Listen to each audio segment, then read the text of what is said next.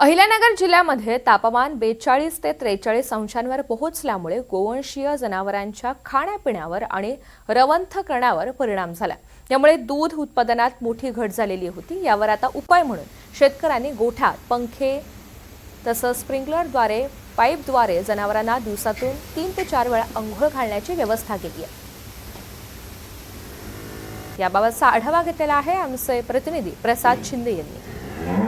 अहिल्यानगर जिल्ह्याचं तापमान हे आता 40-42 अंशावर गेलेलं आहे। त्यामुळे उष्णतेचा परिणाम हा माणसाबरोबरच जनावरांवर देखील होत असताना पाहायला मिळतं। आपण सध्या एका गोठ्यामध्ये आहोत, ज्या ठिकाणी गोवंशी जनावरे आहेत त्यांना देखील उष्णतेचा त्रास होतो आणि त्यांचा त्रास कमी होण्यासाठी शेतकऱ्याने एक युक्ती लढवली, जे म्हणजे गोठ्यामध्ये पाण्याचे फवारे लावलेले आहेत, त्याचबरोबर पंख्याची व्यवस्था केलेली आहे। ही व्यवस्था केल्याने कुठेतरी जनावरांचं जे तापमान आहे ते स्थिर राहत आहे आणि त्यामुळे जनावर देखील सुस्थितीत असल्याचे आपल्याला पाहायला मिळतं। आपल्या बरोबर शेतकरी आहेत, आपण त्यांच्याशी बातचीत करूया।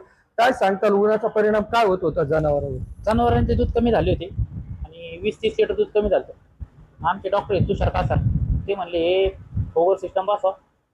ते बसवल्यापासून दूध पण मेंटेन आहे आपलं आणि जनावर काय आजारी पण नाही, आजारी पडायचे जनावर उन्हाने। एकंदरीत आता इथं कशी व्यवस्था केलेली, पंखे किंवा फोगर आहे ते पंखे किती लावलेले, दिवसभरात लावतात? पंखे कंटिन्यू दिवसभर चालू राहतात आणि फोगर 4 वेळेस चालू करतो दिवसातून। ते कोणते कोणते वेळ? एक 11, 11:30, 12च्या दरम्यान आणि 1:30-2 ला आणि एक 3:30-4 ला आणि